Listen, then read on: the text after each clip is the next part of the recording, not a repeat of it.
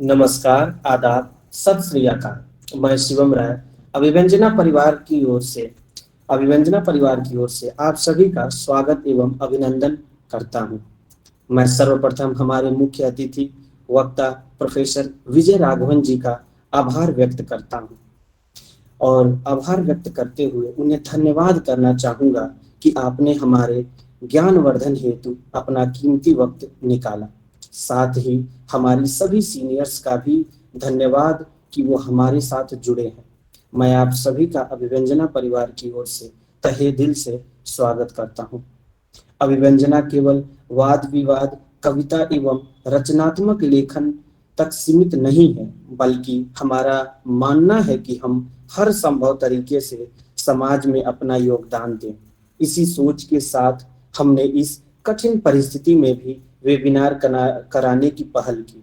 इसके माध्यम से हम ज्ञानवर्धन के साथ साथ सामाजिक मूल्यों की सीख लेते हुए बेहतर इंसान बनने और बनाने की ओर अग्रसर होंगे। हमारे साथ प्रोफेसर विजय राघवन सर वक्ता के रूप में जुड़े हैं।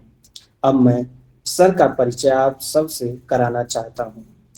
TIS से social work with specialisation in criminology और करेक्शनल एडमिनिस्ट्रेशन में MA करने के बाद Tata institute of social science से ही सर ने सोशल वर्क में PhD की। वर्तमान समय में sir Tata institute of social science के centre for criminology and justice school of open work में प्रोफेसर के रूप में कार्यरत हैं। 1993 में महाराष्ट्र के पुलिस महानिदेशक द्वारा गठित पुलिस TISS समिति, जो आपराधिक न्याय प्रणाली में प्रशिक्षित सामाजिक कार्यकर्ताओं की कैडर की आवश्यकता पर काम करता है, उसमें आज एक सदस्य के तौर पर अपना योगदान दे रहे हैं और ऐसे ही विभिन्न राष्ट्रीय, राज्य एवं अन्य संगठन से जुड़कर सामाजिक न्याय व्यवस्था को सुदृढ़ करने के साथ साथ मानव तस्करी के रोकथाम के लिए प्रबल रूप से कार्य कर रहे हैं। एक सामाजिक प्राणी के रूप में समाज को सशक्त एवं सुदृढ़ करने में जो सराहनीय योगदान दे रहे हैं, वो हम सब विद्यार्थियों के लिए प्रेरणा का स्रोत है। आज के इस बहुप्रतीक्षित वेबिनार में हम सर के माध्यम से एक ज्वलन सामाजिक मुद्दा यानी मानव तस्करी के बारे में जानेंगे। फिर अंत में विषय से संबंधित जो कोई भी प्रश्न या जिज्ञासा आपके मन में होगा, उसका निराकरण भी हम सर के माध्यम से करने का प्रयास करेंगे। सर, आपका स्वागत है। मैं शुरू करूं? सर, प्रारंभ करें। ओके। आपको ये PPT दिखाई दे रहा है? जी सर। ओके, ठीक है।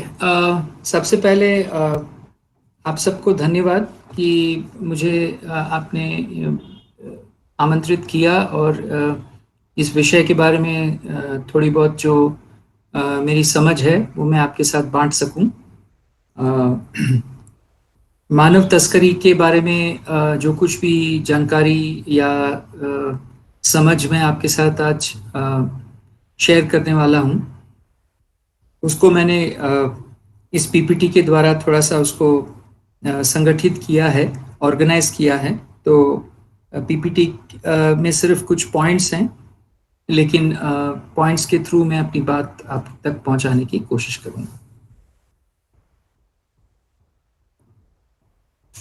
तो सबसे पहले जब हम मानव तस्करी की बात करते हैं तो एक बहुत जो अहम सवाल ये होता है कि मानव तस्करी होता क्या है, जिसे हम आज ह्यूमन ट्रैफिकिंग के शब्द से जानते हैं अंग्रेजी में, और ये पूरी दुनिया में एक बहुत ही इम्पोर्टेंट विषय बन के निकल कर आया है। और उसके कई कारण हैं जो इस स्लाइड में आपको दिखाई दे रहा है। अगर आप इंटरनेशनल लेबर ऑर्गेनाइजेशन के द्वारा जो एक स्टडी की गई थी, एक अध्ययन किया गया था, उस अध्ययन के थ्रू जो दिखाई देता है कि पूरी दुनिया में, विश्व में करीब 400 करोड़ विक्टिम्स हैं जो ह्यूमन ट्रैफिकिंग के शिकार होते हैं हर वर्ष।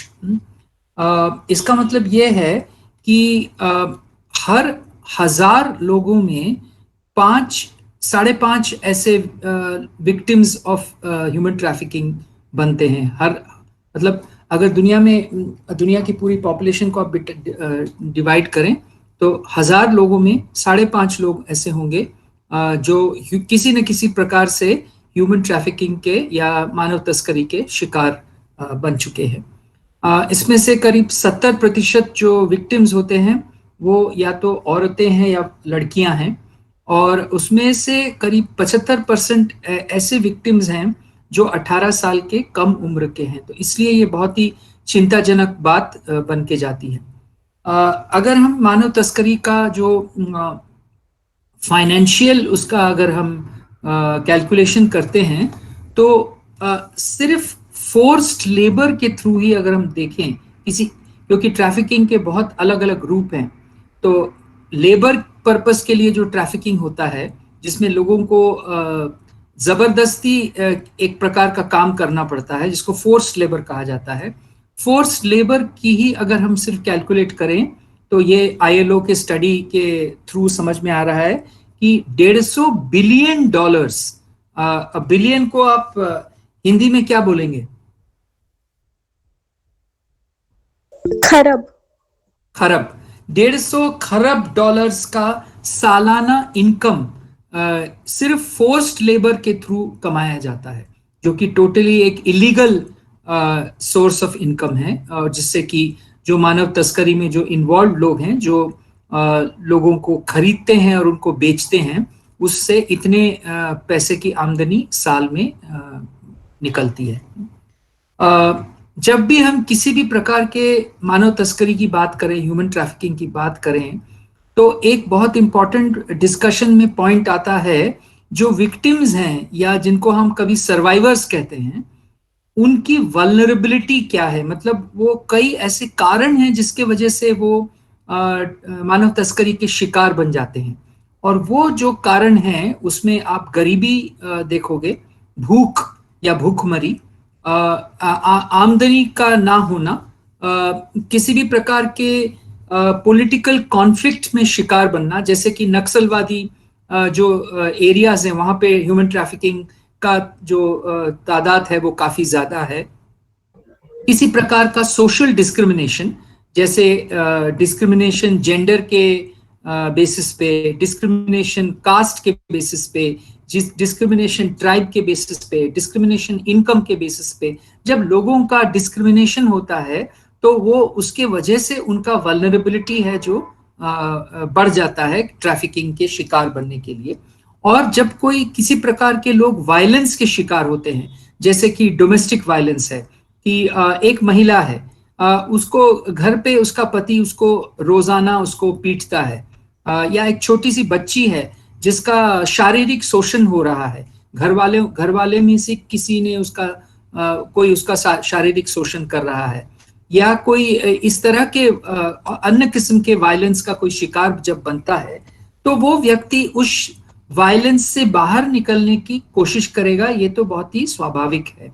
और ऐसे सिचुएशन में जो लोग ट्रैफिकिंग के बिजनेस में जो इन्वॉल्व हैं, वो इस तरह के विक्टिम्स की खोज में रहते हैं जो इस तरह के वायलेंस के शिकार हैं, और उन्हें प्रलोभना देते हैं, उनको फुसलाते हैं, उनको बहकाते हैं, और उनके साथ निकल जाने के लिए उनको प्रेरित करते हैं, जिसके वजह से फिर वो बाद में जाके ट्रैफिकिंग के शिकार बन सकते हैं। जैसे ऐसे लोगों को वो ये प्रलोभ दे सकते हैं कि बम्बई में जैसी शहर में आपको अच्छी नौकरी मिल जाएगी, हम आपको नौकरी दिला देंगे, या हम आपको काम दिला देंगे, या ऐसे कभी ऐसे होते हैं कि कोई प्यार का नाटक या ढोंग रचा के उसको अपने जाल में फंसा लेते हैं, और फिर उसको शहर में लाने के बाद उसको उसके साथ शोषण करना, और फिर बाद में उसका यूज करना या उसको बेच देना, इस तरह की प्रक्रियाएं देखी जाती हैं। ट्रैफिकर्स जो हैं वो हमेशा इस तरह के कंडीशंस में ही उनका ज्यादा से ज्यादा काम होता है। अभी तक मैंने जो कहा है वो आपको समझ में आया है, या कुछ सवाल हैं तो पूछिए। सर अभी तो कोई सवाल नहीं है। हाँ ठीक है। ठीक, आगे बढ़ूं मैं। जी सर। तो ट्रैफिकिंग की जब हम बात करते हैं तो मूल बात जो निकल आती है वो है सामाजिक या क्या कहते हैं जो फाइनेंशियल इनइक्वालिटीज। जैसे जैसे विषमताएं बढ़ेंगी समाज के अलग अलग दर्जों के बीच में, तो उसके वजह से लोग इस तरह की चीज की शिकार बन सकते हैं। क्योंकि जब कोई इनइक्वालिटी बढ़ता है तो लोग जो है उस इनइक्वालिटी से बाहर निकालने के लिए अपनी कोशिश करते हैं, और ऐसे सिचुएशन में लोग माइग्रेट करते हैं। ट्रैफिकिंग और माइग्रेशन का एक बहुत ही क्लोज रिलेशनशिप है। हम सब ही माइग्रेंट्स हैं। मैं अगर अपनी खुद की कहानी बताऊं तो मैं एक्चुअली, मेरा जन्म झारखंड में हुआ था। मेरी पढ़ाई लिखाई बचपन वगैरह रांची में गुजरी, और फिर उसके बाद 12वीं क्लास के बाद जब मुझे लगा कि मुझे लाइफ में कुछ और बड़ा करना है, तो मेरे कुछ घर वाले थे जो बम्बई में रहते थे, तो मैंने उनको बोला कि मैं बम्बई आना चाहता हूँ।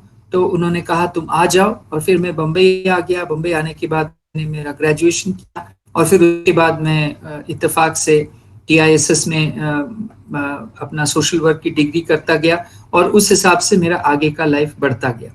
तो आप सब में से कितने लोग हो जो अभी दिल्ली के मूलवासी हो, और कितने लोग हो जो माइग्रेट करके आए हो? सो मैं माइग्रेट करके आया हूँ। ओके, जी मैं भी माइग्रेट करके आया मैं हूँ। भी ओके, माइग्रेट करके आया हूँ। जी सर। ओके, मैं भी सर। ओके, मैं भी सर। Okay, okay. तो ज्यादातर लोग यहाँ माइग्रेट करके आए हैं?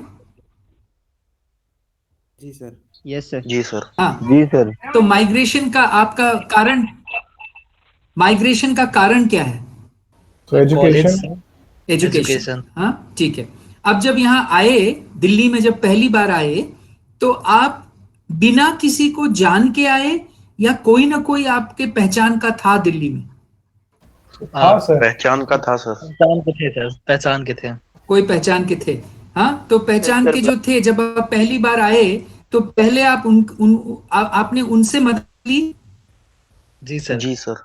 हाँ, उन्होंने आपको किस प्रकार का मदद किया? Sir food and shelter.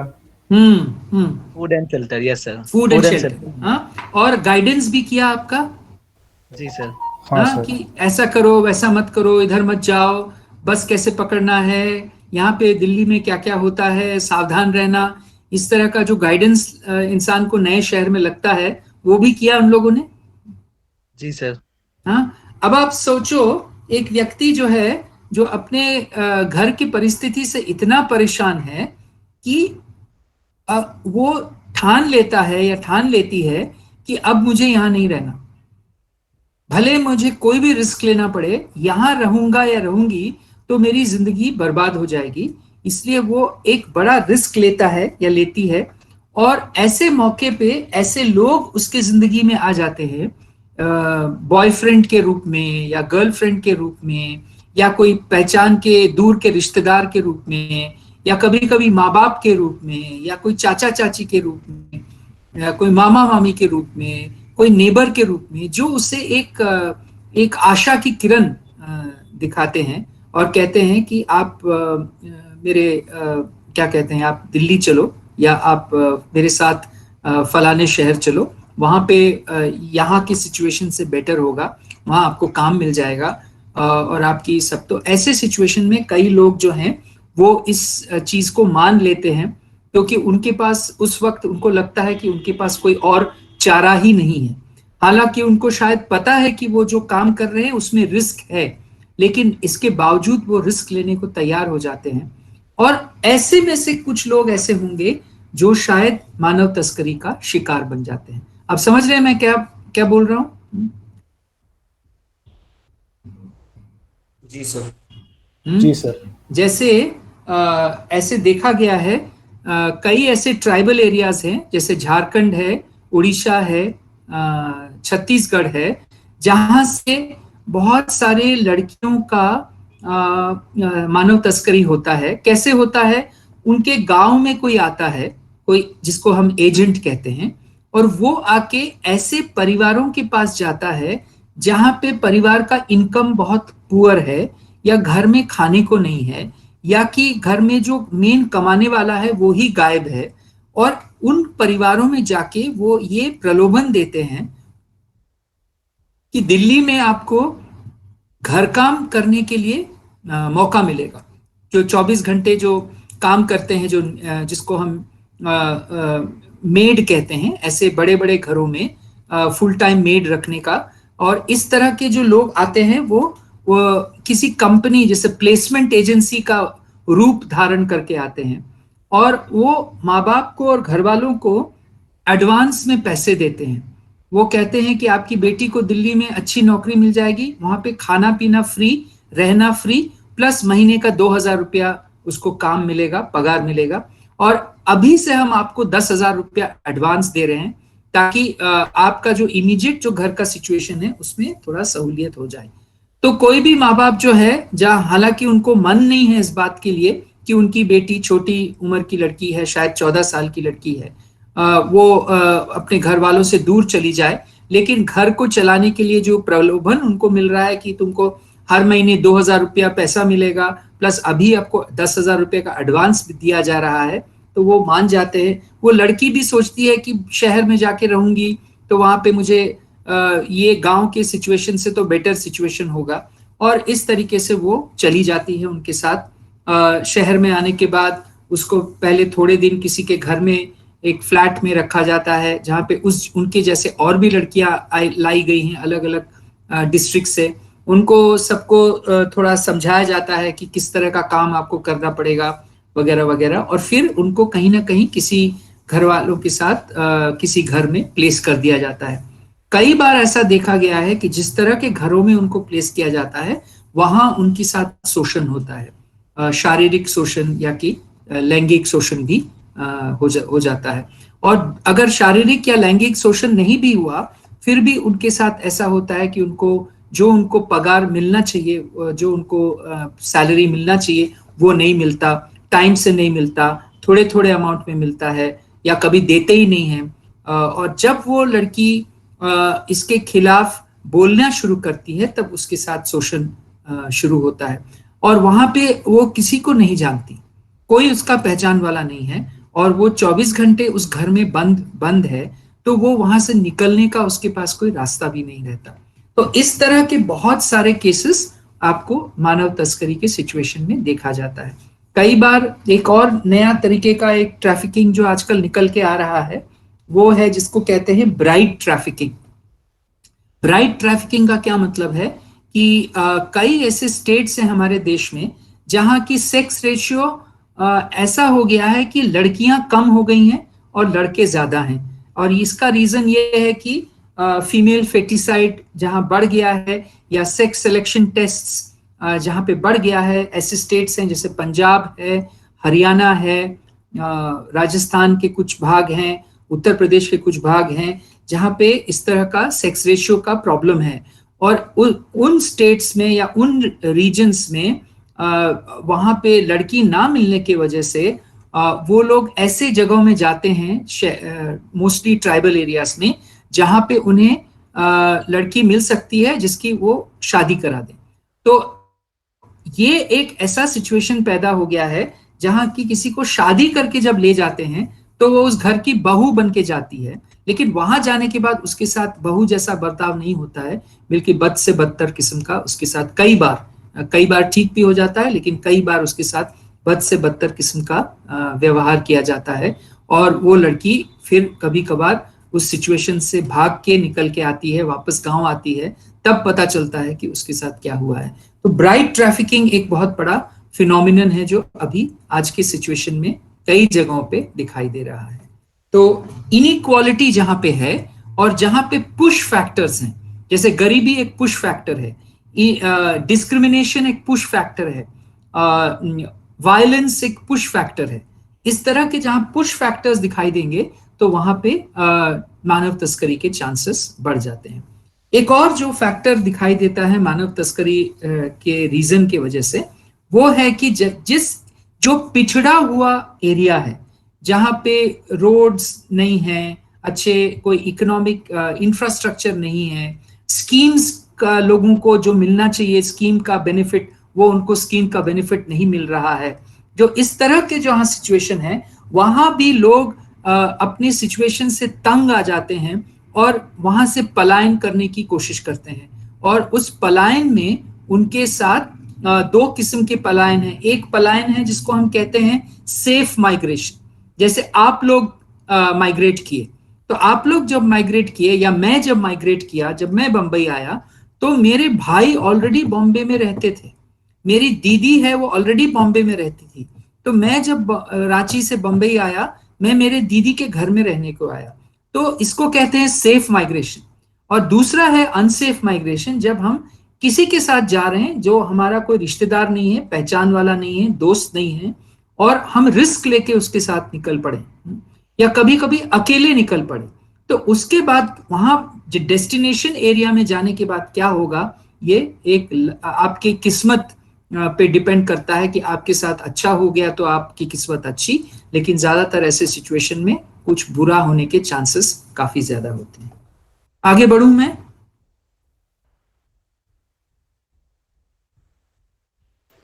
Yes, sir. Yes sir. Yes, human trafficking का जब हम, ह्यूमन ट्रैफिकिंग है क्या, चलो यहां से शुरू करते हैं, आपसे ही पूछा जाए पहले, ह्यूमन ट्रैफिकिंग या मानव तस्करी का क्या मतलब है? सर अगर मैं बता आपको, सकता हूँ? हाँ बताइए प्लीज। सर ह्यूमन ट्रैफिकिंग, अगर इसका शब्द का डायरेक्ट अर्थ ले ले, ट्रैफिकिंग का मतलब यही होता है कि आप जब उसको एक अपने प्लेस से कहीं और प्लेस में इलीगल तरह से लेके जा रहे हो, तो ह्यूमन ट्रैफिकिंग का लिटरल मीनिंग वही होगा कि इंसानों को उनके विल के विरुद्ध या विल के समान भी उनको लेके जा रहा है, पर वो कोई अच्छे काम के लिए नहीं, खुद के प्रॉफिट के लिए। Okay, very well. चाहे उसके साथ वो उस इंसान के साथ बुरा हो या अच्छा हो, इसका ये मैटर नहीं करता है। Right, very well said, very well said. अच्छा, यूनाइटेड नेशंस ने एक इसका डेफिनेशन दिया है, UN protocol to prevent, suppress and punish trafficking especially women and children. 2000 में, नवंबर 2000 में ये डेफिनेशन दिया है जो आपकी स्लाइड में लिखा हुआ है। The recruitment, transportation, transfer, harboring or receipt of persons by means of threat or use of force or other forms of coercion, of abduction, of fraud, of deception, of abuse of power, or of a position of vulnerability, or of the giving or receiving of payments or benefits to achieve the consent of a person having control over another person for the purpose of exploitation। काफी लंबा चौड़ा sentence है, लेकिन इसमें से आपको क्या समझ में आ रहा है? जैसे आपने कहा कि एक होता है किसी को उसके मर्जी के खिलाफ उसको कहीं लेके जाना, लेकिन किसी को मर्जी के साथ भी अगर ले जाते हैं, अगर आपने उसको किसी प्रकार का प्रलोभन दिया है, या अगर आपने उसको कुछ तरह के पैसे दिए हैं, या उसको किसी और प्रकार से उसको लुभाया है, रिझाया है, ल्योर किया है, उसको चीटिंग की है, उसको बोला कि तुमको शहर में 5,000 की नौकरी मिलेगी, और शहर में जाने के बाद उसको बोला भाई 5,000 नहीं मिलने वाला, आपको 2,000 में काम करना पड़ेगा।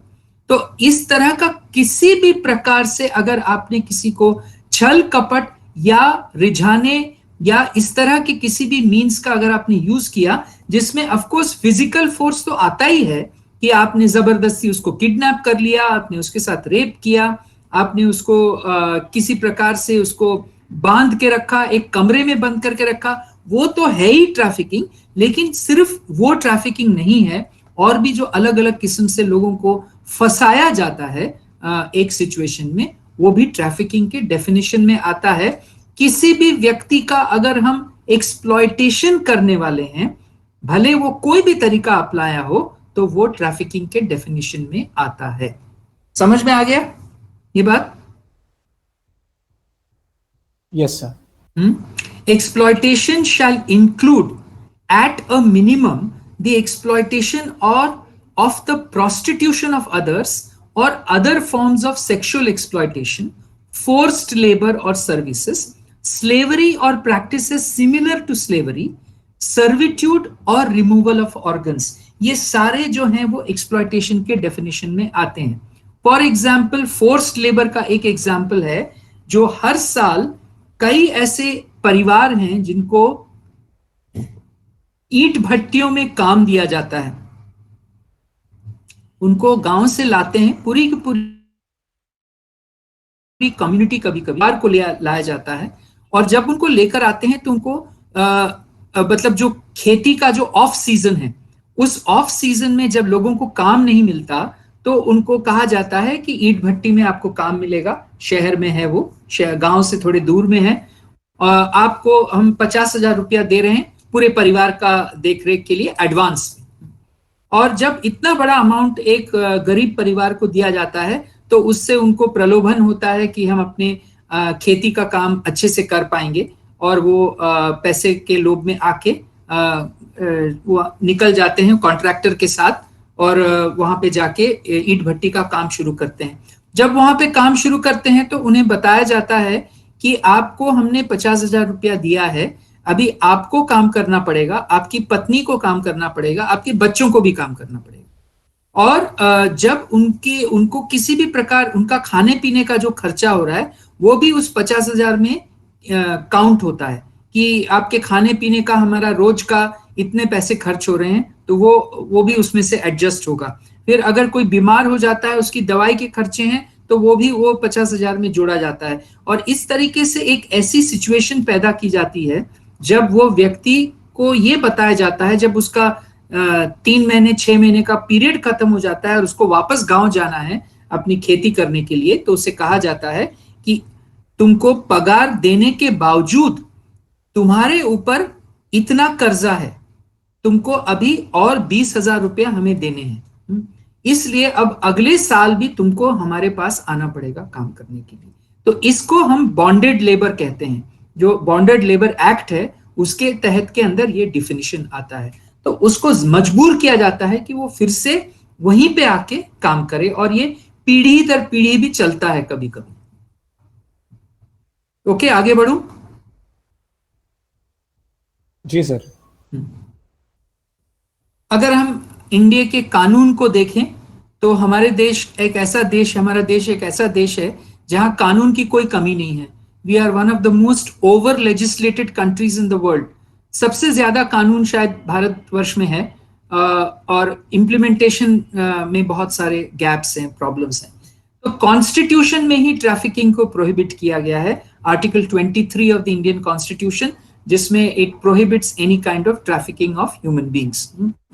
उसके बाद आप सबको तो शायद पता ही है कि निर्भया कांड के बारे में पता है ना सबको? जी सर। Yes sir. हाँ, तो निर्भया कांड के बाद जो सिविल सोसाइटी मूवमेंट हुआ था और जो आंदोलन हुआ था, उसके बाद कानून में काफी सारे तब्दीली लाई गई। उसमें से एक ये सेक्शन 370 जो कानून में तब्दीली लाई गई, जिससे कि ट्रैफिकिंग को डिफाइन किया गया है कि ट्रैफिकिंग होता क्या है, और वो जो ट्रैफिकिंग का डेफिनेशन है वो काफी हद तक इस डेफिनेशन से मेल खाता है। अगर आपको किसी को भी देखना है तो आप गूगल कीजिए section 370 of the Indian penal code, तो आपको उसका डेफिनेशन मिल जाएगा। सेक्शन 371 जो है वो स्लेवरी को क्रिमिनलाइज करती है। किसी भी प्रकार की स्लेवरी कानून में अलाउड नहीं है कि किसी को बाध्य किया जाए, मजबूर किया जाए कि वो उसके साथ ही काम करे, इस स्लेवरी मानते हैं हम। और सेक्शन 372 और 373 जो है वो जो है किसी भी नाबालिग लड़की को बेचना या खरीदना for the purpose of prostitution, उसको वो प्रोहिबिट किया गया है। इसके अलावा कई सारे कानून हैं, मैं उनके डिटेल में नहीं जाऊंगा, सिर्फ आपकी जानकारी के लिए, ताकि आप चाहें तो आप अलग से उसको देख सकते हैं। इमोरल ट्रैफिकिंग प्रिवेंशन एक्ट 1956, इस कानून के तहत एक बहुत बड़ी गलत धारणा है लोगों के मन में, जो मैं आपसे भी पूछना चाहूंगा। आपके भारत में प्रोस्टिट्यूशन एक गुनाह है या नहीं? आपको क्या लगता है? प्रोस्टिट्यूशन मतलब वेश्यावृत्ति? नहीं है शायद मेरे हिसाब से। ओके, कितने लोगों को लगता है कि ये गुनाह है हमारे देश में प्रोस्टिट्यूशन? अगर गुनाह फिर नहीं ये है, कहीं हाँ बोलो। कहीं ग्रे एरिया में आ जाता है सर। हम पूरी तरह से हाँ, इसको गुनाह नहीं बोल पाते हैं, फिर पूरी तरह से इसको फिर गुनाह हाँ, नहीं है ये भी नहीं बोल पाते। अगर हम मॉरल कॉन्टेक्स्ट की तरफ जाए तो सब बोलते हैं कि अपना शरीर बेचना इज नॉट राइट, बट मैं देन मॉरल कॉन्टेक्स्ट की बात नहीं कर रहा हूं, मैं लीगल कॉन्टेक्स्ट की बात कर रहा हूं कि लीगली प्रोस्टिट्यूशन हमारे देश में अलाउड है या नहीं? नहीं है सर। प्रोस्टिट्यूशन नहीं सिर्फ है। थर्ड पार्टी अलाउड नहीं है, बट हाँ, प्रोस्टिट्यूशन अलाउड है। Okay, okay, that's a good answer.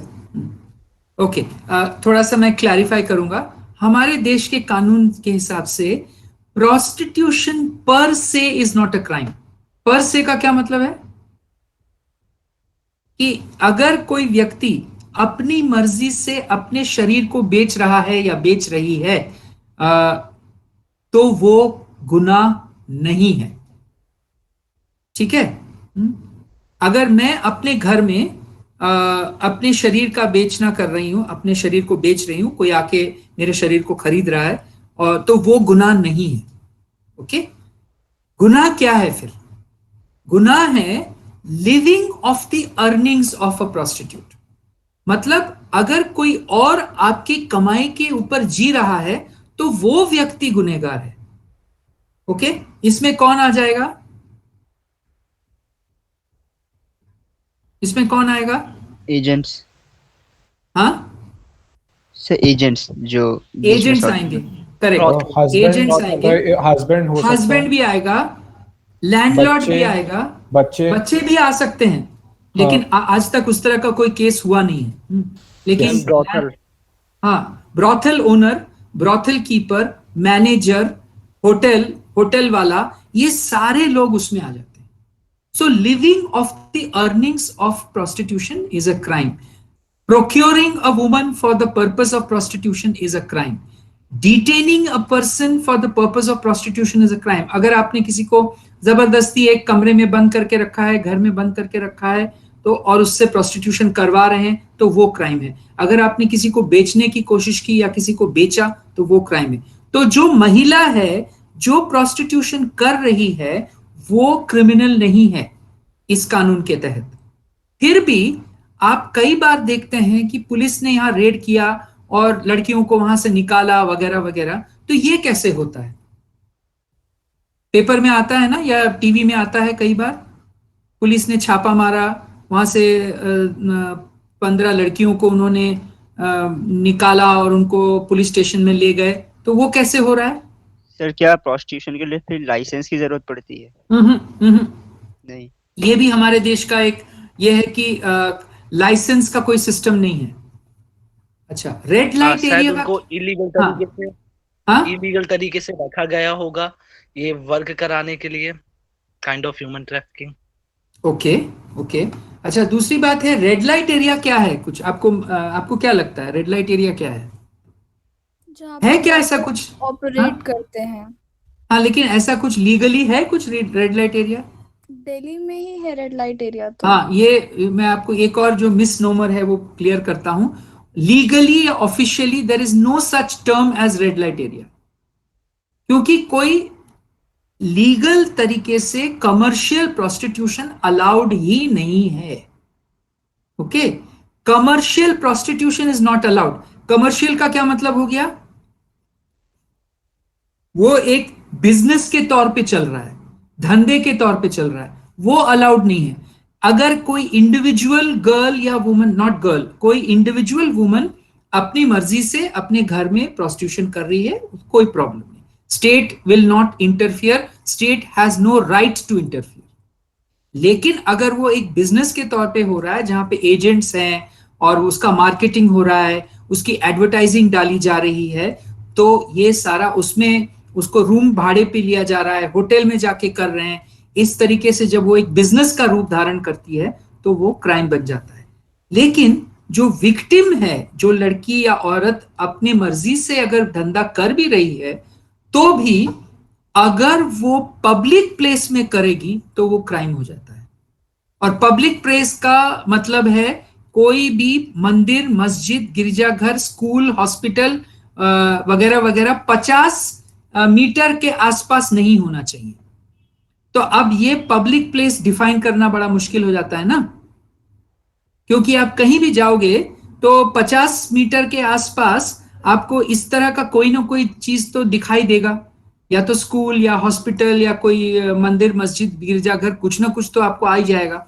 तो इसलिए ये पब्लिक प्लेस का जो डेफिनेशन है ये बड़ा प्रॉब्लमैटिक है, और इसकी वजह से कई बार औरतों को पब्लिक प्लेस में प्रोस्टिट्यूशन के लिए सॉलिसिट करने के इल्जाम में अरेस्ट करते हैं।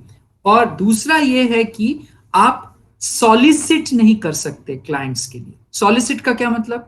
रॉन्गली ब्लेम करना?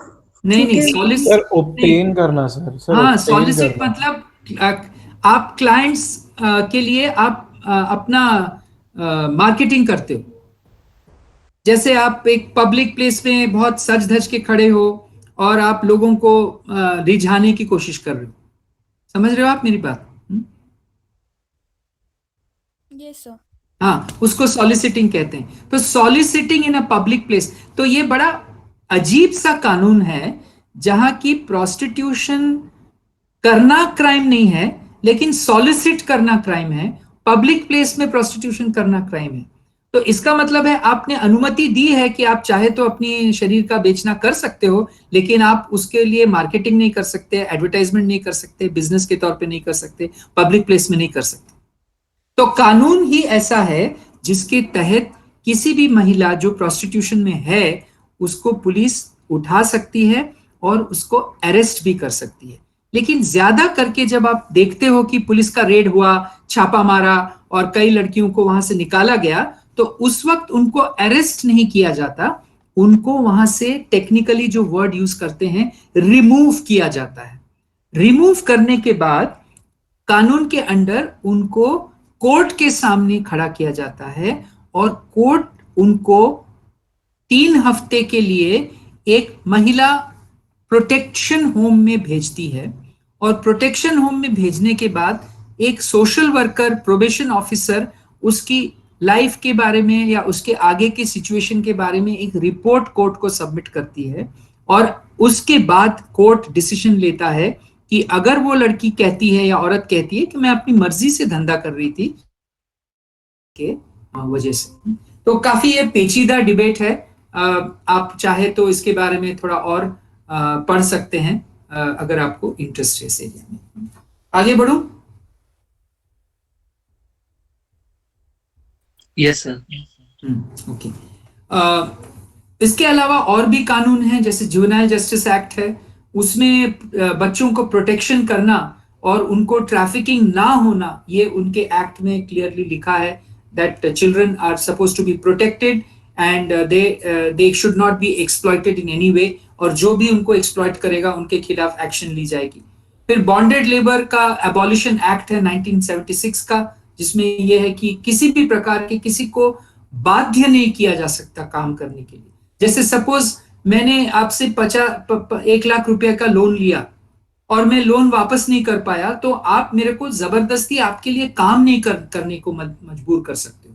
आप चाहे तो मेरे खिलाफ चीटिंग का केस दर्ज कर सकते हो, आप पुलिस में जाके मेरे खिलाफ कंप्लेंट लिखा सकते हो और पुलिस आके मुझे चीटिंग के केस में अरेस्ट करके अंदर भी कर सकती है, लेकिन आप मुझे ये नहीं बोल सकते कि मेरा 1 लाख रुपया जब तक वापस नहीं होता तुम मेरे लिए काम करो।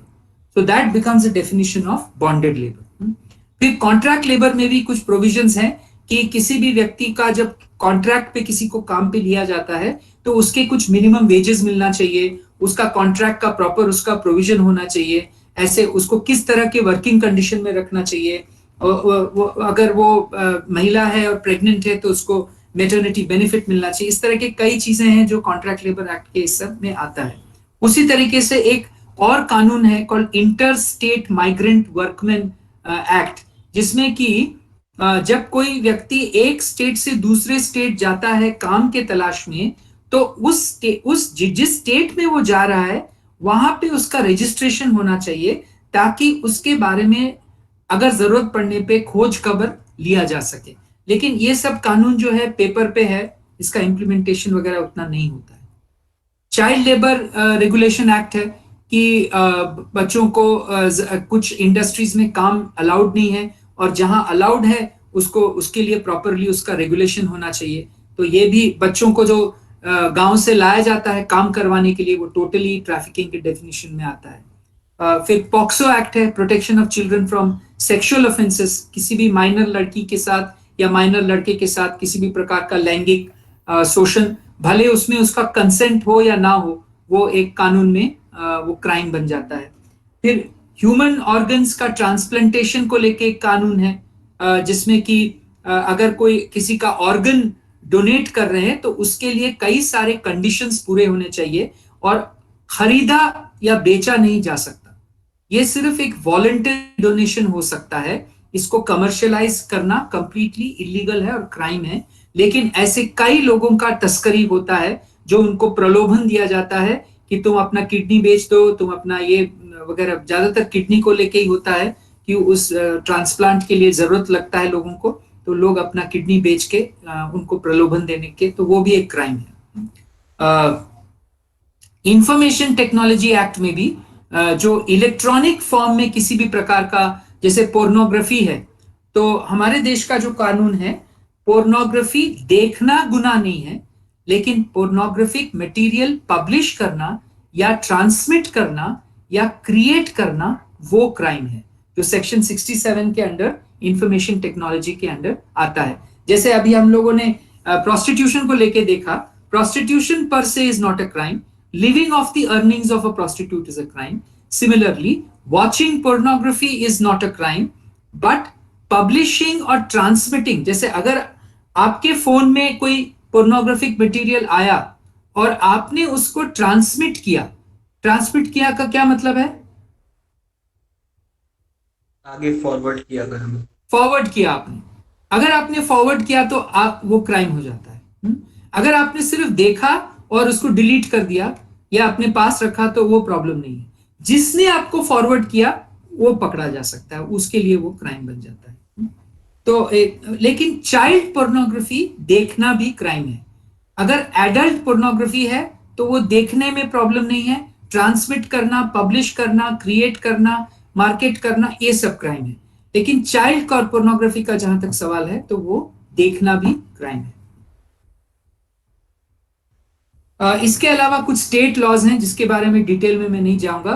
Punjab prevention of smuggling, human smuggling act है, गोवा चिल्ड्रंस एक्ट है 2003, it's a very good piece of legislation to protect child rights. Chhattisgarh private placement agencies law है कि प्राइवेट जो प्लेसमेंट एजेंसीज होती हैं उनको अगर किसी भी व्यक्ति को वहां से लेके जाना है दूसरे स्टेट में तो प्लेसमेंट एजेंसी रजिस्टर होना चाहिए, उसके कई सारे जो रूल्स हैं वो उनको फॉलो करना चाहिए वगैरह वगैरह। इसके अलावा आप लोगों को देवदासी प्रथा के बारे में कुछ पता है?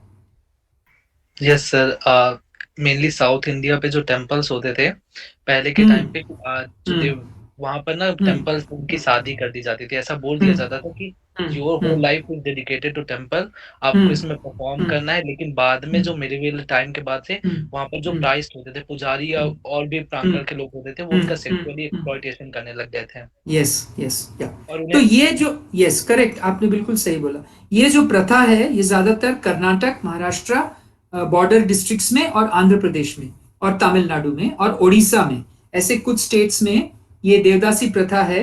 ज्यादातर ये दलित परिवारों के लड़कियों के साथ होता है, जिसमें जब वो लड़की, हर परिवार में ये जो कम्युनिटी में ये प्रथा है कि हर परिवार में एक लड़की को उनको डेडिकेट करना होता है टू द गॉडेस। और इसके कुछ लोकल गॉडेसेस हैं, जिसमें से एक गॉडेस है गॉडेस येल्लम्मा, जो जिनको ये डेडिकेट किया जाता है। और वो डेडिकेट करने का मतलब है वो अपनी पूरी, वो शादी नहीं करेगी जिंदगी भर, और वो जो है अपनी पूरी जिंदगी भगवान के उसके लिए डेडिकेट हो जाएगी। और उसका एक आगे जाके एक एक्सप्लॉयटेशन जो शुरू हुआ कि गांव के जो अपर कास्ट के जो लोग हैं, लैंडलॉर्ड हैं या जो साहूकार हैं या जो प्रीस्ट हैं, उनका शोषण होने लगा। बाद में जाके जब जमींदारी सिस्टम खत्म होने लगी, जब गांव में जो अपर कास्ट का भी जो एक वर्चस्व था वो कम होने लगा और इनकी लाइवलीहुड को लेके प्रॉब्लम होने लगा, क्योंकि देवदासी प्रथा के अंडर उनको कुछ हद तक प्रोटेक्शन भी था, मतलब उनका खाना पीना रहना ये सब it was taken care of by the so called exploiters, उनके जो भी उनके एक्सप्लॉयटर्स थे। लेकिन जब ये सिस्टम्स, जब खुद जमींदारी सिस्टम और फ्यूडल जो सामंतवादी जो प्रथा है वो ही टूटने लगा, तो इनके भी इनकम और सोर्स लाइवलीहुड्स का प्रॉब्लम होने लगा। तो फिर ये कई औरतें हैं वो प्रोस्टिट्यूशन की तरफ ढकेली जाने लगी, वो लोग खुद होके, उनकी पूरी की पूरी परिवार जो है वो प्रोस्टिट्यूशन में जाने लगी। ऐसे इस तरह के और भी कुछ प्रथाएं हैं जो नॉर्थ इंडिया में कई ऐसे नोमैडिक ट्राइब्स हैं, जैसे बेड़िया कम्युनिटी है उत्तर प्रदेश में और दिल्ली के आसपास, फिर नट कम्युनिटी है राजस्थान में, इस तरह के और भी कई सारे कम्युनिटीज है, जहां पे बांछड़ा कम्युनिटी है मध्य प्रदेश में। ये लोग नोमैडिक ट्राइब्स के बिलोंग करते हैं और उनमें ये एक सिस्टम कास्ट बेस्ड प्रोस्टिट्यूशन जिसको बोलते हैं, जिसमें घर की बेटी के थ्रू वो प्रोस्टिट्यूशन करती है और जो घर के जो फादर हैं और जो उनके भाई हैं वो कस्टमर लाने का काम करते हैं। तो ऐसे कई कम्युनिटीज हैं जहां पे पीढ़ी दर पीढ़ी प्रोस्टिट्यूशन चला आ रहा है, जो उनकी ट्रेडिशन का भाग बन चुका है। तो ऐसे कुछ लॉज हैं, जैसे कर्नाटक में है, महाराष्ट्र में है, आंध्र प्रदेश में है, तो उसको प्रोहिबिट किया गया है और उनके रिहैबिलिटेशन के लिए स्कीम निकाली गई है। ओके, आगे बढ़े।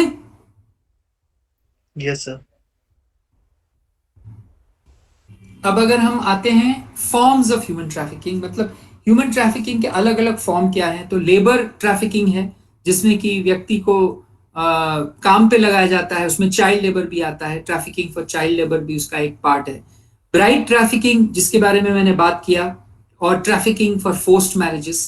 सेक्स ट्रैफिकिंग मतलब उनका शारीरिक लैंगिक शोषण होता है। ट्रैफिकिंग फॉर डोमेस्टिक वर्क, उनको लोगों के घर में काम करने के लिए उनको ट्रैफिक किया जाता है और फिर उनको वहां पे काम दिया जाता है और फिर उनके पास जबरदस्ती सालों सालों उसी घर में काम करते हैं। इलीगल अडॉप्शंस के लिए ट्रैफिकिंग होता है, जिनके पास उनको घर में बच्चे हैं और उनको प्रलोभन दिया जाता है कि आप अपने बच्चे को हमें दे दो तो उसके बदले में आपको पैसे मिलेंगे। ऑर्गन ट्रैफिकिंग होता है जिसके बारे में मैंने बात किया। और सबसे एक लास्ट पॉइंट मैंने यहाँ स्लाइड में जो लिखा है, मिसिंग पर्सन्स एंड ट्रैफिकिंग। कई बार ऐसा दिखाई देता है कि जो मिसिंग पर्सन है, पर्टिकुलरली विमेन एंड चिल्ड्रन, उसका कई बार बाद में देखा गया है कि उनको ट्रैफिक किया गया है। जब उनको रेस्क्यू किया जाता है तब पता चलता है कि उनके साथ ट्रैफिकिंग हुआ है। ओके, अब हम कुछ ट्रेंड्स की तरफ आते हैं। ज्यादातर देखा गया है कि जो लोग ट्रैफिक करते हैं वो कोई अनजान आदमी नहीं होता, वो या तो कोई दोस्त होते हैं, दूर के रिश्तेदार होते हैं, पहचान के लोग होते हैं, उसी गांव से बिलोंग करने वाले लोग होते हैं, जो कॉन्ट्रैक्टर या एजेंट बन के आते हैं और आके अलग अलग किस्म का प्रलोभन देते हैं। उनको पैसे का प्रलोभन देते हैं, उनको ये दिखाते हैं कि शहर में वो उनकी अच्छी खासी कमाई है। वो जब गांव में आते हैं तो बहुत अच्छे कपड़े पहन के आते हैं, बहुत ही ग्लैमरस टाइप से ड्रेस करते हैं, खूब सारा ज्वेलरी पहनते हैं और ये दिखाने की कोशिश करते हैं कि उनके पास बहुत पैसा है। और तब लोग जो वल्नरेबल व्यक्ति है उसको लगता है कि इनके पास इतना पैसा कहाँ से आया, ये तो हमारे ही जैसे थे 5 साल पहले, 10 साल पहले ये इसी गांव से गए थे, आज इनके पास इतना पैसा कहाँ से आया। तब वो उनको अलग अलग किस्म की कहानियां बताते हैं कि शहर में ऐसा काम मिला मुझे और आपको भी मिल सकता है, आप मेरे साथ चलो वगैरह। तो ये एक इंपॉर्टेंट बात सोचने वाली है कि ज्यादातर जो एजेंट लोग होते हैं, पर्टिकुलरली जो लो लेवल के एजेंट, जो फर्स्ट लेवल ऑफ एजेंट है, एजेंट के भी टायर है, एकदम फर्स्ट लेवल है, उसके ऊपर का नेक्स्ट लेवल है, उसके ऊपर का नेक्स्ट लेवल है, और जो मेन ट्रैफिकर है वो किसी को दिखाई नहीं देता। तो वो बहुत बड़े मतलब उसका बहुत बड़ा नेटवर्क है उनका पुलिस के साथ और स्टेट गवर्नमेंट और इवन इंटरनेशनल उनके नेटवर्क्स हैं जिससे कि वो इजीली नहीं पकड़ा जाते। तो ज्यादातर जो पकड़ा जाते हैं वो नीचे लेवल के जो ट्रैफिकर्स हैं, जो एजेंट्स जिनको हम बोलते हैं, और ये जो लोग हैं ज्यादातर अपनी पहचान के लोग होते हैं। दूसरी बात यह है कि ज्यादातर वो जो ल्योर करते हैं वो पैसे देकर ल्योर करते हैं। आजकल किडनैप करके ले जाना, उठा के ले जाना, जबरदस्ती रूम में बंद करके रखना, उस तरह का ट्रैफिकिंग कम हो गया है। और ज्यादा ट्रैफिकिंग ये होता है कि लोगों को प्रलोभन देना, पैसे का प्रलोभन या कई बार प्यार का प्रलोभन। जैसे कोई लड़का आके किसी लड़की को अपने प्यार के जाल में फंसाता है, फिर उसको शहर लेके जाता है। तो सिस्टम ऑफ एडवांस पेमेंट और कमीशन टू योर पेरेंट्स, माँ बाप को वो कमीशन दिया जाता है, एडवांस दिया जाता है। ऐसा नहीं है कि वो बहुत पैसे वाले और बहुत अमीर और मजे करने वाले लोग हैं, वो भी जैसे बोलते हैं पेट के लिए कर रहे हैं इस तरह का काम, और वो भी इस जाल में एक तरह से फंस गए हैं, और इसके अलावा उनको काम कुछ दूसरा आता भी नहीं है, और थोड़ा बहुत पैसा मिल रहा है तो उनको लगता है कि ये काम हम कर सकते हैं।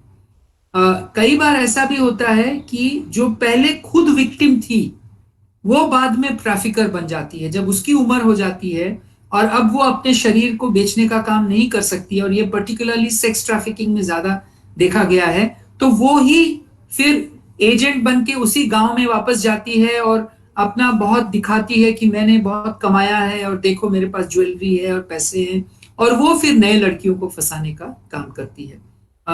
और इस तरीके से औरतें जो हैं वो कभी ना कभी उस सिस्टम में फंस जाते हैं।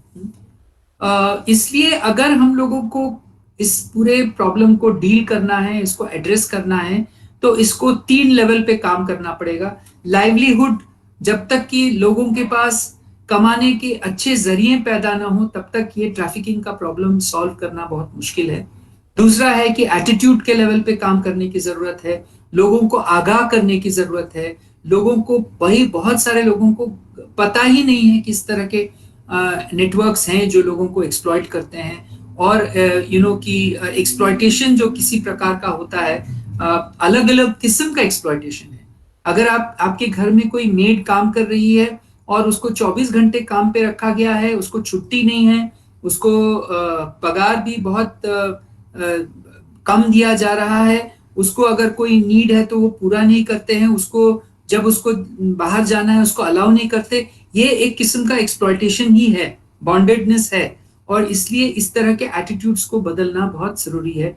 जब तक कि लोग जैसे अगर कोई छोटी लड़की को आपने घर पे काम पे रखा या लड़के को काम पे रखा, तो वो उस बच्चे के चाइल्ड राइट्स के खिलाफ जाता है, लेकिन लोग फिर भी रखते हैं क्योंकि उनको लगता है कि ये कम दाम में मिल रहा है हमको और ये अपने लिए अच्छा है, किसी गरीब परिवार को हम भला कर रहे हैं उस बच्चे को अपने साथ रख के।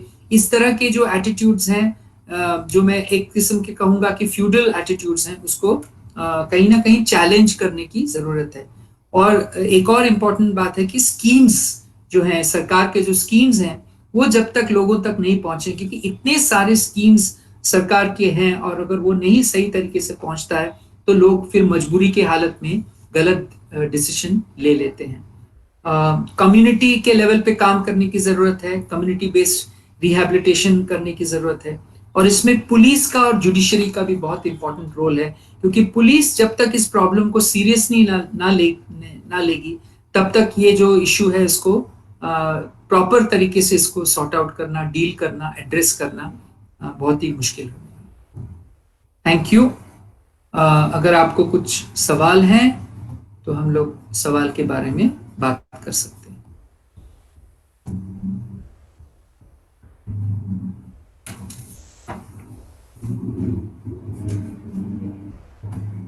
सर बोलिए। जैसे कि आपने बताया कि चाइल्ड पोर्नोग्राफी देखना गुनाह है, चाइल्ड पोर्नोग्राफी देखना भी गुनाह है। तो सर ये तो इसके लिए तो काफी अच्छा सिस्टम चाहिए ये चेक करने के लिए कि कौन क्या देख रहा है अपने फोन में। क्या सर ऐसा सिस्टम है इंडिया में? अनफॉर्चुनेटली जैसे मैंने कहा ना, हमारे देश में कानून बहुत हैं, लेकिन उसका इम्प्लीमेंटेशन के लिए जो मशीनरी चाहिए, जो इंफ्रास्ट्रक्चर चाहिए और जो ह्यूमन रिसोर्सेज चाहिए वो नहीं है। ये पूरा जो डिपार्टमेंट है इसको सिर्फ साइबर क्राइम सेल ही डील कर सकता है। और आपको पता होगा कि साइबर क्राइम सेल जो है वो कुछ समय से ही एक सीरियसली लिया जा रहा है। पिछले 5-10 साल में साइबर क्राइम सेल का जो थोड़ा सा डेवलपमेंट हुआ है, और अभी कई बड़े बड़े शहरों में एटलीस्ट साइबर क्राइम सेल काफी एक्टिव है, लेकिन उनके पास जितना मैन पावर होना चाहिए और जितना उनके पास रिसोर्सेज होने चाहिए वो कम है। दूसरी बात है, बड़े शहरों को अगर आप छोड़ दें, आप अगर छोटे कस्बे चले जाएं, गांव में चले जाएं या छोटे डिस्ट्रिक्ट्स में चले जाएं, तो वहां पे आपको इस तरह का कोई मैकेनिज्म एक्टिवली काम कर रहा है दिखाई नहीं देता। इंडिया इतना बड़ा देश है, इतना वास्ट है कि किसी भी प्रकार के प्रॉब्लम को डील करने का मतलब है कि पॉलिटिकल विल होना बहुत जरूरी है, और पॉलिटिकल विल के बिना कुछ भी कर पाना मुश्किल है। तो मतलब सिचुएशन बहुत अच्छा नहीं है, इतना ही मैं कहूँगा। सर जैसे पोर्नोग्राफी मतलब चाइल्ड पोर्नोग्राफी की छोड़ दे, तो आपने बताया कि पोर्न देखना इज नॉट अ क्राइम पर बनाना क्राइम है। बिना बनाए पोर्न कोई देख कैसे सकता है? तो क्यों नहीं दोनों को ही फिर बैन कर देते? अगर क्योंकि एक तरह से तो ये बैन ही है ना, कि बनाना गुनाह है पर देखना नहीं। मैंने आपको बताया ना कि कानून के कुछ ऐसे पहलू हैं जो समाज में जिस बात को लेके एक दुविधा और विडंबना है, कानून भी उसी प्रकार से उसको डील करता है। क्योंकि कानून है क्या at the end of the day? एक समाज का जो डेवलपमेंट हो रहा है और कानून है, तो कभी आप देखते हो कि कानून आगे है, समाज पीछे है, और कभी आप देखते हो समाज थोड़ा आगे है, कानून थोड़ा पीछे है। तो अगर आप देखो चाइल्ड मैरिज को ही ले लो, चाइल्ड मैरिज अलाउड नहीं है ना? No sir. फिर भी होता है ना? अब पर वो चाइल्ड मैरिज है ना, बहुत बड़े पैमाने पे है, बहुत बड़े पैमाने पे है। तो इसका मतलब है कई चीजें हैं जिसको सोशल सैंक्शन है। तो चाइल्ड मैरिज को सोशल सैंक्शन है, लेकिन लीगल सैंक्शन नहीं है। तो सिर्फ लीगल या सोशल सिर्फ सैंक्शन से बात बनती नहीं है। जब तक कि समाज के जो पूरे जो एटीट्यूड्स बदल ना जाएं। सो सिमिलरली इस इशू को ही अगर आप ले लो, कि आपका सवाल बिल्कुल सही है कि देखना अगर क्या बोलते हैं, देखना अगर अलाउड है तो बनाना अलाउड नहीं, ये किस प्रकार का? सिमिलरली जो प्रोस्टिट्यूशन को लेके जो मैंने आपको बताया, प्रोस्टिट्यूशन पर से is not a crime, but living of the earnings is a crime, soliciting in a public place is a crime. तो आप एक तरफ से बोल रहे हो कि आप प्रोस्टिट्यूट कर सकते हो, लेकिन आप बिजनेस बढ़ाने के लिए कुछ भी नहीं कर सकते, तो कैसे वो, फिर उसका मतलब क्या हुआ? ओके, सो इस तरह के कानून में आपको बहुत सारी चीजें दिखाई देंगी। एज ऑफ माइनर अगर आप देखो तो अलग अलग कानून में एज ऑफ माइनर अलग है। जैसे पॉक्सो एक्ट में age of minor is 18। Juvenile justice act में अगर आप देखो तो हीनियस क्राइम्स में अभी 16 to 18 कर दिया गया है। वोटिंग एज 18 है। चाहे मैरिज का एज 18 फॉर गर्ल्स है, 21 फॉर बॉयज है।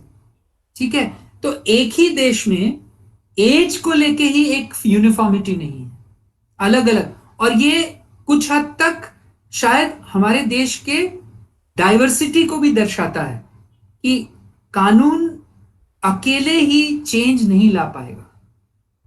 अलग अलग व्यूज जब हैं, उसको एक समाज को एक पॉइंट पे आने में टाइम लगने वाला है, और कानून शायद उसके साथ ही धीरे धीरे चेंजेस लाएंगे। जैसे अगर आप देखो होमोसेक्सुअलिटी को लेके सेक्शन 377, जो पहले होमोसेक्सुअलिटी को क्राइम माना जाता था, लेकिन अब सुप्रीम कोर्ट के जजमेंट के बाद अब consensual sex between two people of same sex is allowed, लेकिन फोर्स्ड इज नॉट अलाउड। ठीक है ना? तो इसको बनने में बहुत साल लगे, ये पॉइंट यहां तक आने में। तो ये एक बहुत लंबा डिबेट है कि कानून कैसे बनता है, कौन बनाता है, कानून बनने की प्रक्रिया कैसी है, क्या वो ट्रूली रिप्रेजेंटेटिव है कानून बनने की प्रक्रिया, क्या उसमें सिर्फ डोमिनेंट सेक्शंस का वर्चस्व ज्यादा रहता है कानून बनते वक्त अगर ऐसा कानून है कि देखना अलाउड है लेकिन बेचना और बनाना और फॉरवर्ड करना अलाउड नहीं है, तो आपको इसमें से क्या दिखाई दे रहा है? क्या आपको इसमें यह दिखाई दे रहा है कि हम आज भी पुरुष प्रधान समाज में रहते हैं? Yes sir. सो आपको एनालाइज उस दिशा से करना पड़ेगा। ओके सर है ना? यस सर, आप एक सेकेंड। हाँ, आपको सर क्या लगता है कौन से कंट्री का पॉर्न पे लेजिस्लेशन सबसे अच्छा है, अगर पढ़ना चाहें तो, मतलब फॉलो करना चाहें कोई तो? कई देशों में, वेस्ट के बहुत सारे देशों में it is completely legal except child pornography. Okay, except child pornography, in many countries of the West, it is completely legal to engage in any kind of pornographic material, both production as well as sale. And there are many paid sites जहाँ आपको पे करना पड़ता है to be subscribe करने के लिए। तो एक्चुअली ऐसे कोई बेस्ट ऑफ द वर्ल्ड वाले चक्कर में मुझे नहीं पड़ना है, क्योंकि जो भी कानून बनता है ना वो उस देश के context, political, social, cultural context के हिसाब से देखना पड़ता है। अलग अलग देशों का जो मापदंड है वो अलग है, और कोई एक यूनिफॉर्म लॉ किसी भी चीज को लेके, except very few things like murder and rape and जहां पे आपको यूनिफॉर्मिटी दिखाई देगी, बट अदरवाइज आपको दिखाई देगा कि लॉ जो है वो काफी कल्चर स्पेसिफिक है और also changes from place to place. और वो एक तरह से ठीक भी है because it reflects the socio cultural political dynamics of that particular state. And दूसरी बात ये भी है कि law is a evolving instrument, it's not fixed, it changes over a period of time.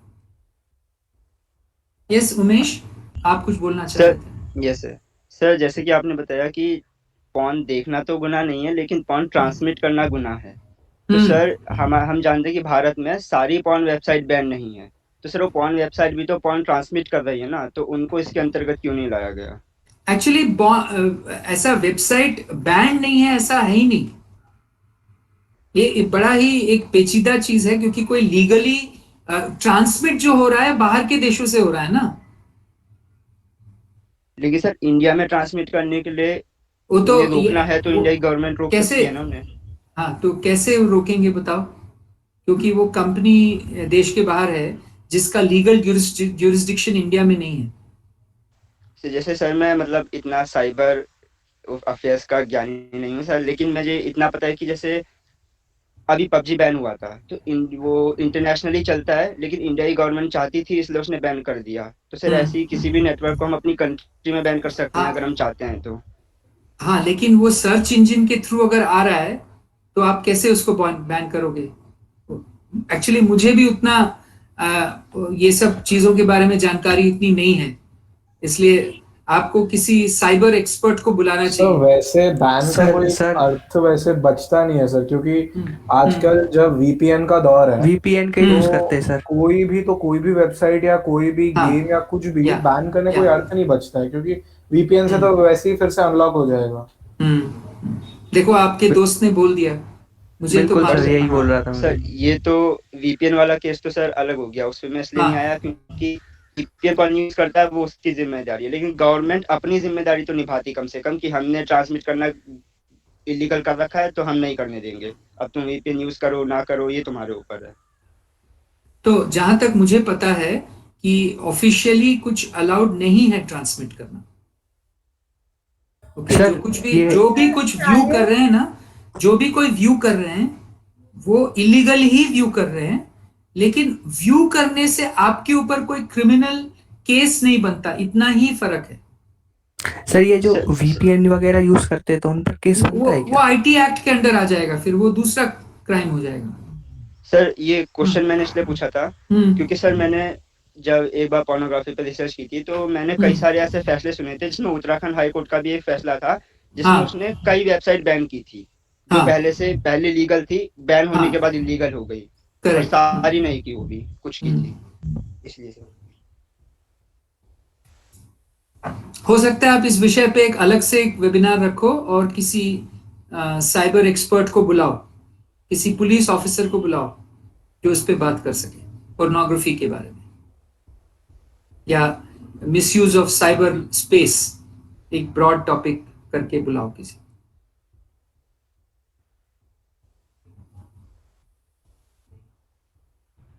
Sir chat box में भी कुछ बच्चों ने क्वेश्चन पूछा है, मैं उन्हें पढ़ देना चाहता हूँ। हाँ जरूर।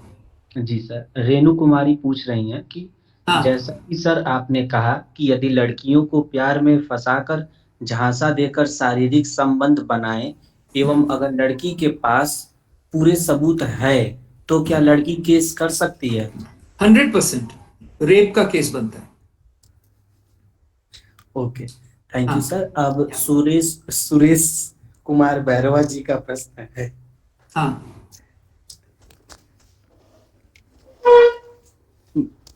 जैसा सर आपने कहा कि हमारे पास एक मजबूत कानून है, फिर भी शोषण जैसे काम क्यों कम नहीं हो रहे हैं? क्या कानून ठीक से काम नहीं कर रहा है? ये तो आपको आपके सवाल में ही आपका जवाब छुपा हुआ है। कानून अपना काम क्यों नहीं कर पा रहा है उस पे देखने की जरूरत है। कानून अपना काम नहीं कर रहा है वो तो शायद जाहिर सी बात है, लेकिन कानून अपना काम क्यों नहीं कर पा रहा है तो एक हाल ही में एक रिपोर्ट आई है जो पिछले साल भी आई थी, इंडिया जस्टिस रिपोर्ट 2019 और 2020 जो ऑनलाइन अवेलेबल है। मैं सजेस्ट करूंगा कि आप उस रिपोर्ट को देखो, उसमें आपको दिखाई देगा कि हमारा जस्टिस सिस्टम कितना ओवरलोडेड है और अंडर स्टाफ्ड है। पुलिस और जुडिशरी और प्रिजन डिपार्टमेंट में वेकेंसी 30 to 40% है। तो अगर इस तरह का सिचुएशन रहा तो आप कैसे एक्सपेक्ट करोगे कि पुलिस जो है या कानून व्यवस्था जो है जो अपना काम ठीक से कर पाए। एक जो पुलिस वाला है, जो कांस्टेबल है, वो कम से कम 12 घंटे रोज काम करता है, उसको कोई छुट्टियां नहीं मिलती, इतने स्ट्रेस में वो काम करता है, उसको अंडर स्टाफ्ड है, उसको वो क्या कहते हैं, उसकी जो सैलरी और जो वर्किंग कंडीशंस हैं वो बहुत ही पुअर हैं। तो अगर आपको अच्छी कानून व्यवस्था चाहिए तो जिन लोग कानून के रखवाले हैं उनको भी अच्छे से उनका भी देखभाल करना पड़ेगा। तो वो हमारे जजेस की आप अगर बात ले लो तो हमारे देश में जो जज पॉपुलेशन रेशियो है वो compare to most countries in the West बहुत ही कम है।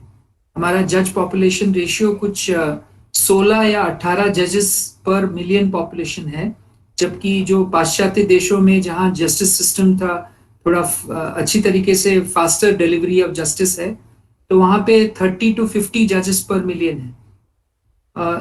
तो हर चीज को लेके आप देखो तो साधन कम है और जो पॉलिटिकल विल है। और इसमें एक और बड़ी इंपॉर्टेंट जो एक बात है, क्या हमारे पॉलिटिकल मास्टर्स चाहते हैं कि एक स्ट्रॉन्ग क्रिमिनल जस्टिस सिस्टम बने जो फ्री हो, ऑटोनोमस हो और बिना किसी भय के काम कर सके विदाउट पॉलिटिकल इंटरफेरेंस?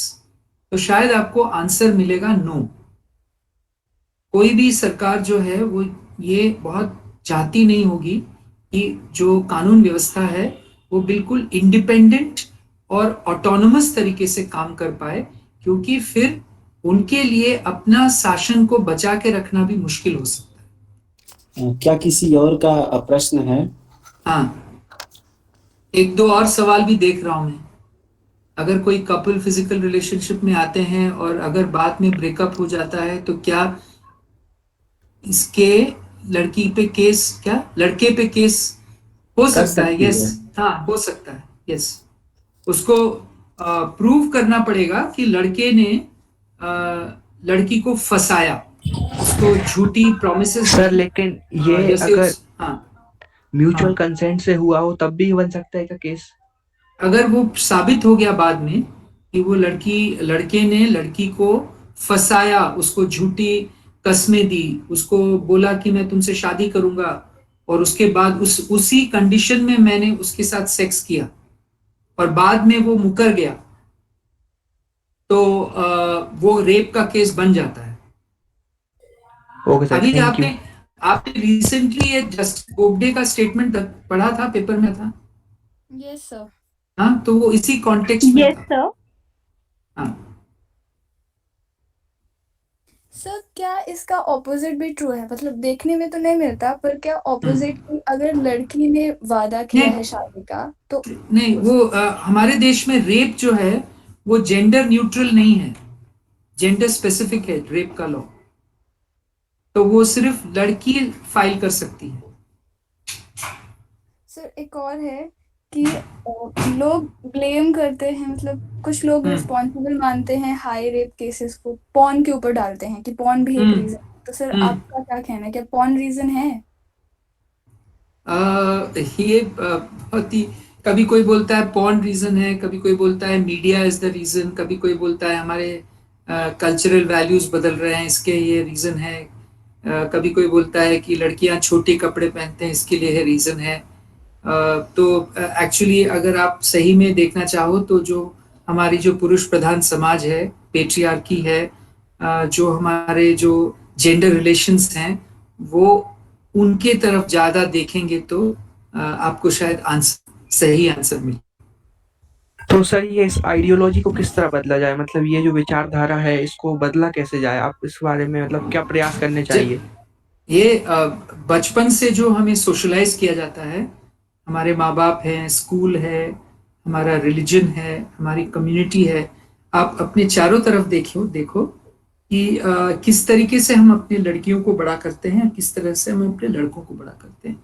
और बचपन से अगर लड़के के मन में ये पैदा किया जाता है कि तुम कुछ अलग हो, तुम भगवान का देन हो और तुम राज करने के लिए पैदा हुए हो, तो नेचुरल है कि वो औरतों को एक कमोडिटी की तरह ही देखेगा।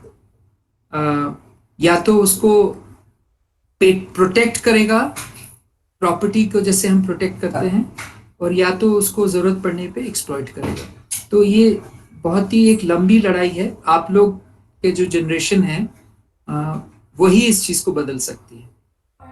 Okay sir, thank you. Thank you. Sir pornography कितना रिस्पॉन्सिबल है वुमेन्स के अगेंस्ट क्राइम के लिए? सर इसमें मैंने 1-2 रिपोर्ट्स पढ़ी थी, तो उसमें ऐसा लिखा आया था कि जब रिसर्च किया गया साइकोलॉजी पर, तो ये पता चला कि पॉर्न देखने से इंसान में एग्रेशन बढ़ता है, ये तो प्रूव हो गया। लेकिन जब ऑन ग्राउंड सर्वे किया गया कि पोर्नोग्राफी डायरेक्टली कितनी रिस्पॉन्सिबल है, तो ये सामने आया कि पोर्नोग्राफी डायरेक्टली रिस्पॉन्सिबल है, ये कहीं प्रूव नहीं हो पाया कि वुमेन्स के अगेंस्ट क्राइम में। साइंटिफिकली प्रूव हुआ कि एग्रेशन बढ़ाता है, लेकिन ऑन ग्राउंड प्रूव नहीं हो पाया। सेम चीजें ना मीडिया के बारे में भी कहा जाता है ना, कि मीडिया कितना रिस्पॉन्सिबल है क्राइम बढ़ने की वजह से। तो ये सेम डिबेट्स चलते रहते हैं। अन्य किसी का प्रश्न है?